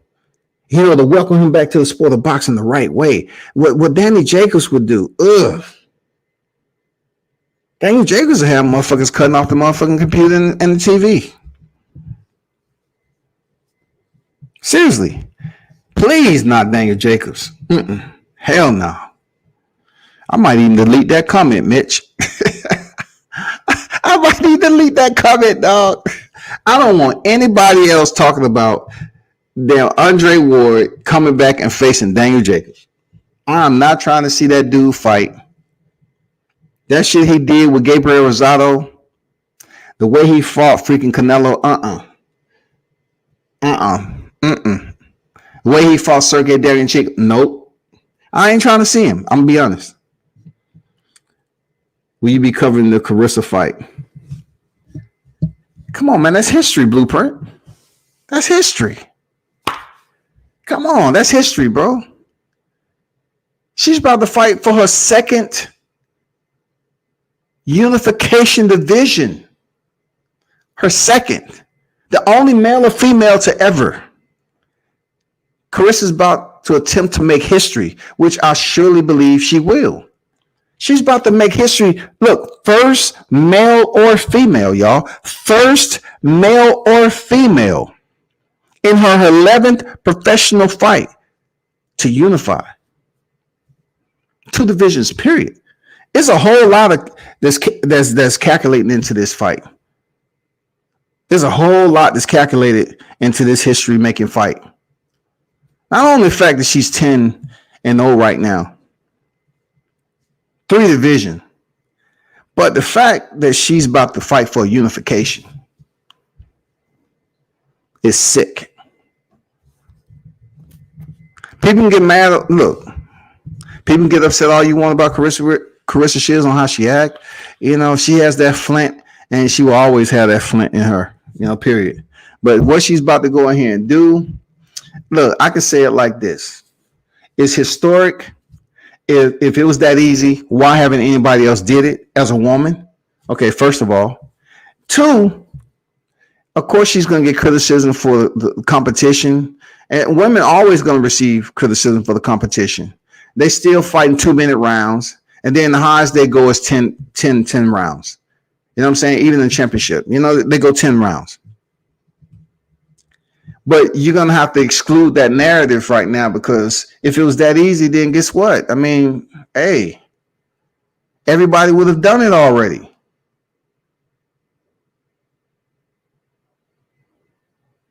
Everybody would have done it. It's just the way Carissa is doing this shit. She will get her credit. She is a first ballot Hall of Famer whenever she chooses to retire. But what more can she do for the sport is the question.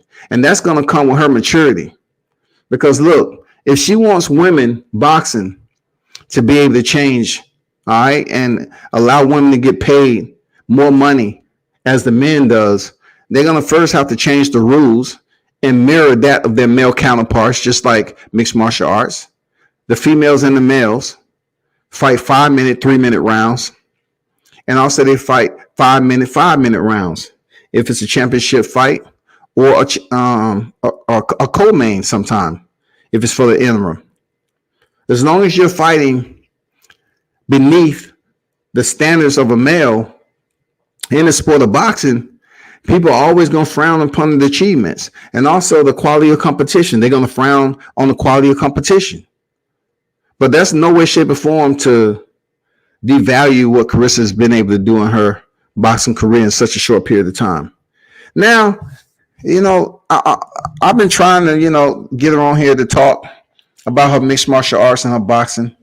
But, some of these fighters, they do what they want to do. It's all good, man. I'm not here to really emphasize or reiterate. But I'm one of the people that can talk to her about that shit. I'm one of the only people that can kind of talk what she's been going through in her beginning stages of learning how to snap into that MMA training. You know what I'm saying? The punch kick combinations. What's difference between her throwing her punches in mixed martial arts training versus boxing? Her working on her wrestling and her grappling. It's very different. The soreness that she experienced, the individuals that she's working with. I don't know if y'all seen it, but she was working with Holly Holmes. And you know how a lot of people say, that Carissa is so quick in the ring, and she is. She boxes like a dude. You can tell she's been around the gym and all that. But did y'all see when Holly Holmes kicked up? She did a left high kick to Carissa. It was so quick and blinding that Carissa didn't have a chance to move. That's where she's going to have to get her hips if she wants to be a thorough, kicker in the game of mixed martial arts. She's going to have to start kicking objects to deaden her nerves and her shin. She's going to have to get her legs acclimated. And I just don't think she's going to be able to do that switching back and forth between boxing and mixed martial arts. I don't think so. Because in order for her to start softening and going through the transformation process with her legs receiving kicks, it's the continuation remediation. And she can't do that if she's in boxing. Carissa says her plan this year is to fight 3 times. And that's going to be boxing and mixed martial arts. So you tell me. She's going to go ahead and fight a Ragu special in MMA after her fight with Dakari. I think that's what it is.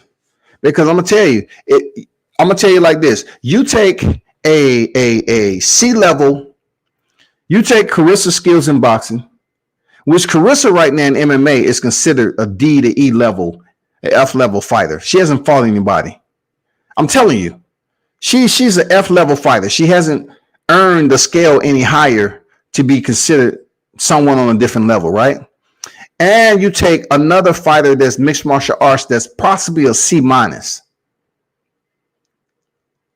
You take a C minus fighter that doesn't have to be worried about freaking takedowns, but yet they're good with boxing and kicking.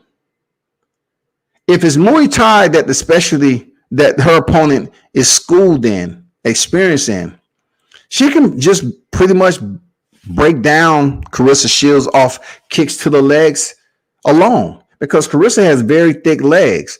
So when you have thick legs like that, sometimes fighters, if they know how their stance are, they will lean heavy. They will load heavy on a certain leg. It's according to what they're trying to do. They're trying to counter with a kick, or they're trying to counter with a punch. It all depends on what they're trying to set up. They'll load heavy. Being that Claressa has big legs, she has to learn how to move fast in her stance position to be able to counter or check a kick. I don't think she's there yet.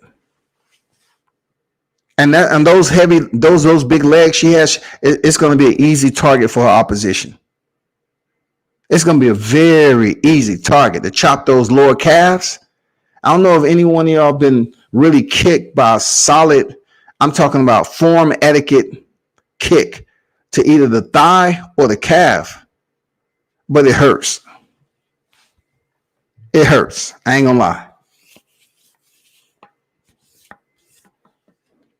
That shit hurt like a motherfucker. It'll make you dance inside. It'll make you do the scat.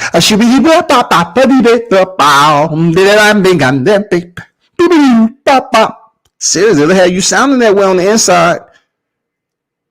Serious, you get kicked, and motherfucking ass be walking around, be doing some war dances up in on the inside mentally. You be like, God damn, that shit hurt. That's what Claressa Shields gonna have to be worried about, because you don't need. You cannot believe this is a perfect example with CM Punk. Perfect example. If you take Claressa Shields and give her a C- fighter who doesn't have no grappling game, neither does Claressa. And if Claressa believes she's going to go in there and shoot in on a C-level fighter just because their grappling game isn't up to par, but yet the only martial arts that they've been competing and training in is MMA, they're still going to have a one-up. Because you can have someone that's not astute in the grappling game, but they can be astute in takedown defense. You can have someone that's astute in working off their back. It doesn't mean they don't know grappling. It's just they're still trying to build up being able to dominate when they're on the ground. And some people learn how to work off their back initially before they actually know how to control their opponent from the top position. Claressa Shields, there's no way you're going to prove to me that she's going to be a top game player in grappling in this short period of time. It's no way that's going to happen. I'll sweep Claressa Shields at ease. I'll allow her to believe that the takedown is happening, but before you know it, she'll be on her back. The sweeps are going to be there for somebody who's, first of all, Claressa Shields being in the moment, a competition in mixed martial arts, right? She's gonna be overly anxious. And when she's able to get certain positions, she has to process two things right away. Did I earn this position correctly? All right.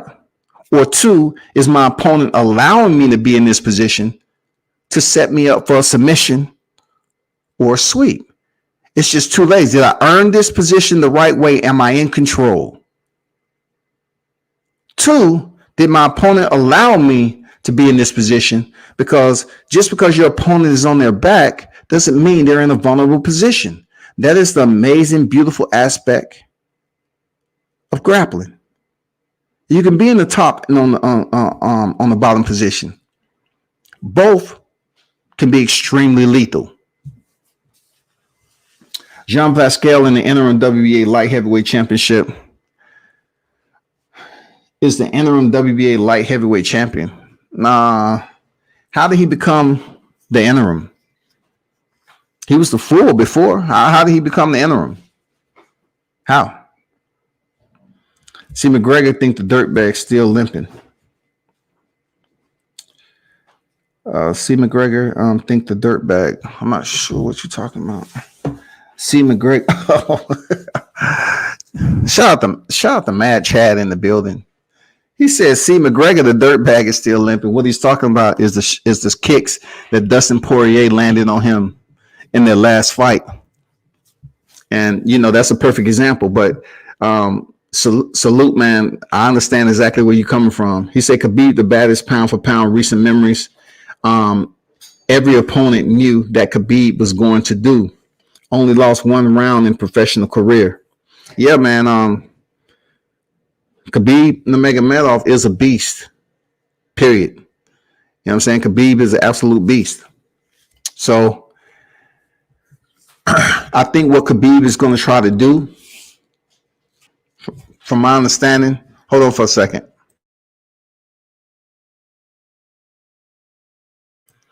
I think what Khabib is going to try to do is he may vacate his title and allow Dustin Poirier, who he respects a lot, to basically fight for a title. I'm not sure who Dustin Poirier is going to fight for the title. Are they going to do a trilogy between him and Conor McGregor? But either way, it allows Dustin Poirier to carry that momentum from stopping Conor McGregor, who stopped him in their first fight, have a rubber match, and potentially become world champion. On the other hand, the plus it provides for Conor McGregor is the fact that he's been the featherweight and the lightweight world champion in the UFC before. Like I told you all before, what he was able to accomplish is legendary. So now, being that he's came back from the boxing arena with Floyd Mayweather and lost to Khabib Nurmagomedov by fourth round submission, then it turns around to say what?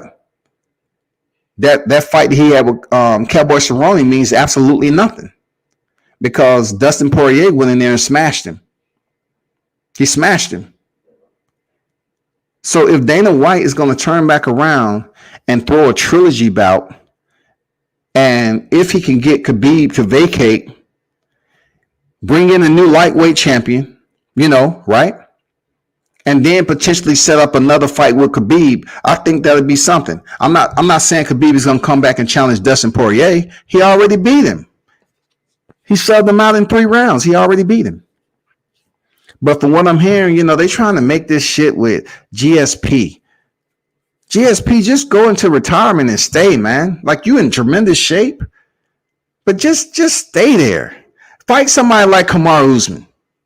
GSP, come back at 170 and fight Kamaru Usman. Don't try to come in here and fight somebody like Khabib, who's contending at 155 right now, and then he has to meet you at 165.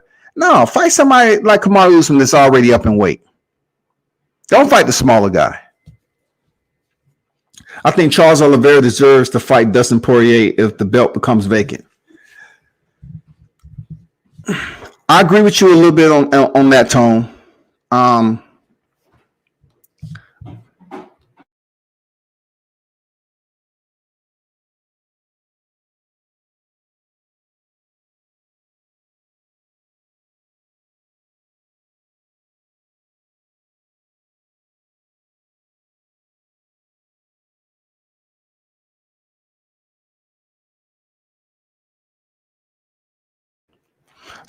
So Charles Oliveira there. This is my dilemma with Charles Oliveira. Okay, when he subbed out Kevin Lee, right? I think Kevin Lee was getting the best of him in the stand-up. And the strengths of the stand-up game is what complements Dustin Poirier. Dustin Poirier has some good stand-up. His stand-up is better than Charles Oliveira. Seriously. But peep this out, Tom. Where the game may equal up, if by chance Charles Oliveira is able to get in close, is his jiu-jitsu game. Charles Oliveira is like a motherfucking octopus. I'm talking about an octopus who is on pads. His jiu-jitsu game, he lock in on a limb. Dude is absolutely phenomenal, right?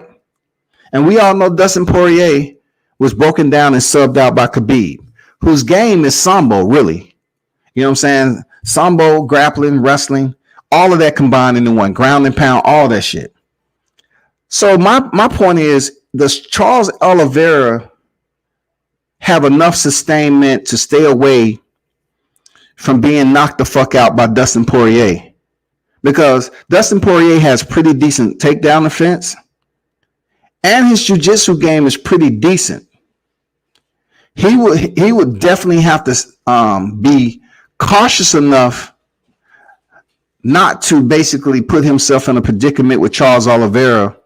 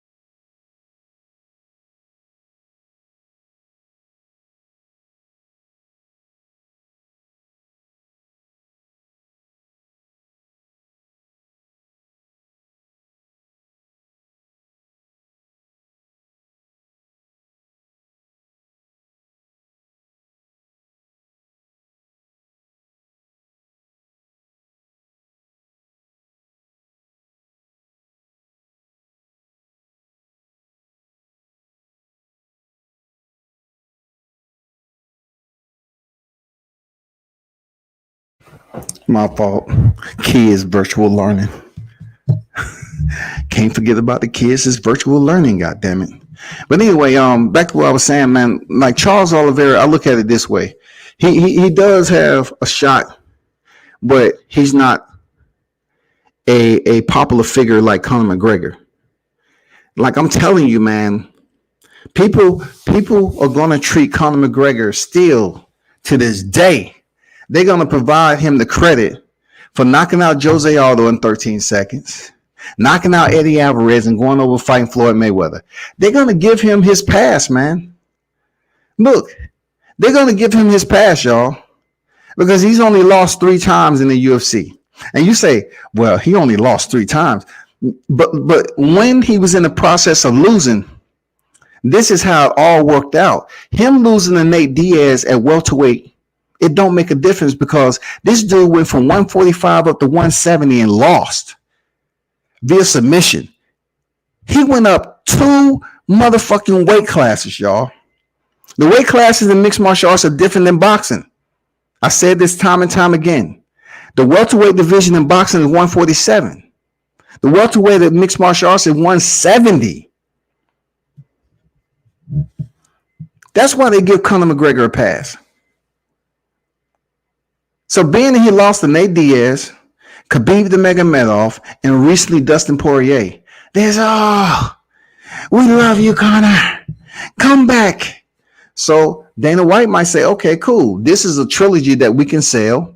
It ain't no different sides of the street because it's only one promotion in the UFC. They make the fights. That's why mixed martial arts is on the rise big time. And Dana White will say, okay, we having a damn PPV. That's how the fuck they do it. Conor can lose today, and then in 4 or 5 weeks, I'll say 8 weeks, so to speak, whatever. 8 weeks, they have a motherfucking third on PPV. Seriously, that's how the shit work. So who's going to be in the slot? I would rather see. Let me be careful about saying. I think I'd rather see Conor McGregor and Dustin Poirier. Because look at Charles Oliveira fights. The guys who had the good boxing was able to put him in situations, bad situations. Dustin Poirier has that boxing. So I'm going to leave it at that. He deserves it. I agree with you, Tone. He does deserve that shot. But he's not really a popular fighter. Like, damn, Charles Oliveira is a lethal octopus when it comes. I mean, that motherfucker is bad. But he was getting outworked. Kevin Lee was doing pretty damn good on the feet until he shot in, and Charles Oliveira say, for real? Okay, for real? You're going to shoot in on me and leave your head on my left hip? So he just sunk in the guillotine, choked his ass out. It's a wrap. Yeah, Mitch. Pascal, WBA World. Yes, Bivol is a WBA Super. What did I say? I know he was the world. I know he wasn't the interim. But he's the world. Yeah. Bivol is the super and Pacquiao is the world. Yeah. And I have it on video too. And I didn't know he had been raised, but when he was down here, I said, "So Pacquiao, you're the interim." He said, "No, I've been elevated to full." I said, "Okay." But I like Jean Pascal, man. Straight to the point. No nonsense, goddamn, that dude go in there and try to damn take your head off. That fight between him and Badu Jack, man, that shit was electric. Both of them being knocked down. Well, he was able to get the knockdown, Yeah, man. I don't know. I thought Badu did enough to win that fight, to be honest with you. I sure did. I thought he did enough. But man, y'all stay close, to what's going on with the mixed martial arts and boxing. And like I said before, stay close to the Bellator tournament. Carissa Shields, she's supposed to make her PFL debut this year. She's not going to be in the tournament, but Carissa Shields is a big girl, right? So the division that she's fighting in, which the highest division in the PFL is 155 pounds. You know what I'm saying? That's big for women. Like in the UFC, they don't even have a 155-pound women's division. The highest it goes is 145. So peep this. I think she's gonna buy her time because Kayla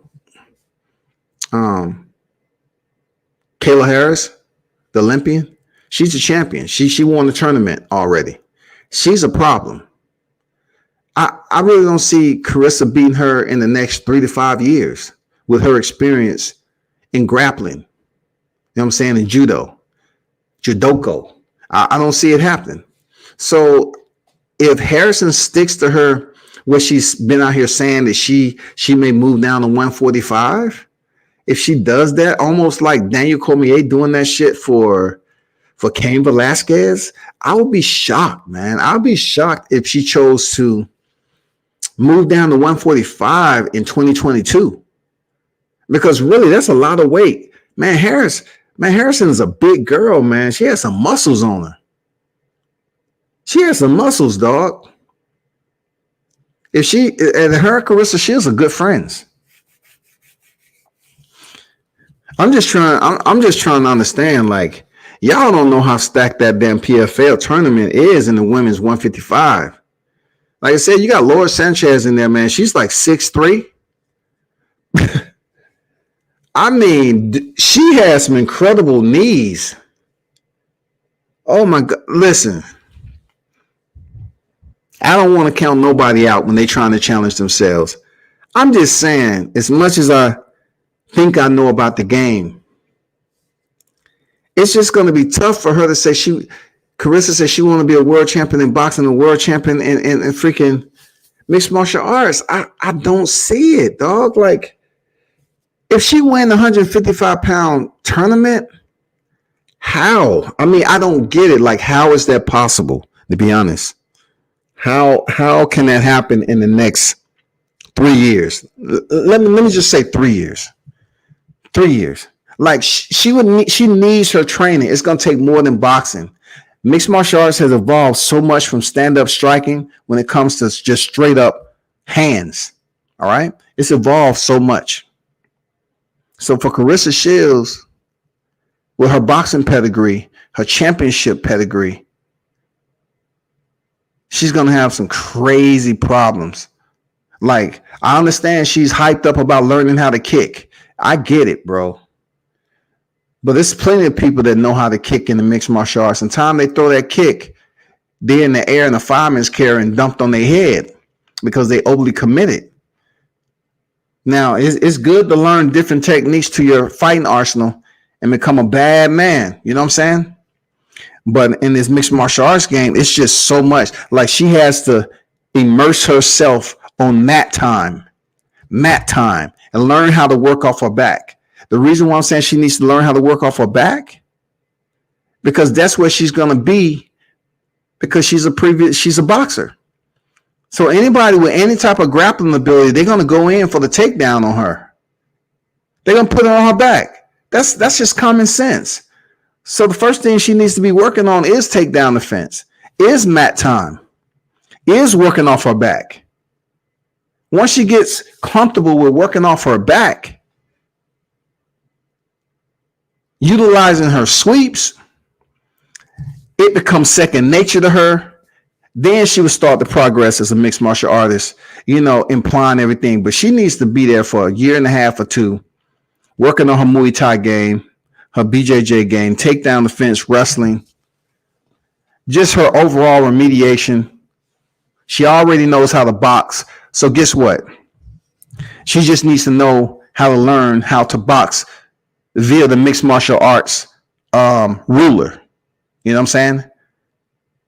How to gauge your distance when you're boxing in mixed martial arts, because it's much different than boxing. Boxing, your opponent's going to return with another punch. Okay? They're going to either slip a move or they're going to counter, or they're going to be the offensive pressure fighter, whatever the case may be in boxing. But in mixed martial arts, you have a lot more to worry about. Counters. It's not just a counter hook, counter uppercut, counter jab. It's not just that. It's spinning techniques involved. It's knees involved, kicks involved, elbows involved. The only thing that you probably won't get is a motherfucking headbutt. But look, an elbow will feel like a headbutt. You have all that to worry about in a counter. You used to boxing and getting in close. You say, I got 4-ounce gloves, so really my punch is going to be not necessarily. So Carissa commit to her speed. They're going to get her timing down. And once she gets cracked in the head with an elbow, it's going to be like, damn, where did that shit come from? It has so many ways to throw elbows on the counter strike. So many ways to throw knees on the counter. Look at what Corey Sandhagen just did to damn Frankie the Answer Egger. I mean, as long as he's been in mixed martial arts, Frankie was knocked out fucking cold for the first time. I mean, absolutely knocked out cold from a flying knee from Sandhagen. Oh, man, don't get me to talking about mixed martial arts. It would be better for Shakur if Frampton beats Herring. Yeah, I know where you're going with that, Mitch. You're basically saying it'll be good because, Herring pretty much is familiar with Shakur. I totally understand where you're coming from with that. Frampton's smart for keeping stronghold of his title shot. This may be his last and best opportunity to win another title. He's already a two-weight champion. He's a two-weight champion right now. So, listen. He need to either step up if his hand is good or not. He need to let us know so we can bounce. So we're gonna be on, Carl Frampton's doorstep saying, what it is, bro. Your hand is hurt or you just don't want to fight. I'm being honest. What's going on with it? Man, appreciate everybody pulling up, man. Continue to support the channel and everything. And I definitely will be having a fight party this weekend, for all of you that want to pull up. I'm pretty sure everybody's going to be on, but I'm only concerned about WCS, so, much appreciation to everybody who support the channel. Salute. And once again, death to free smoke, death to motherfucking free smoke. Don't even try it. Don't even waste your time going over there, people. Keep the YTC healthy. There's no such thing as the YTBC community. It doesn't exist. But what does exist is your platform, your voice, and your effort and what you put into it. That's what's most important. Turn up and tune in to World Combat Sports.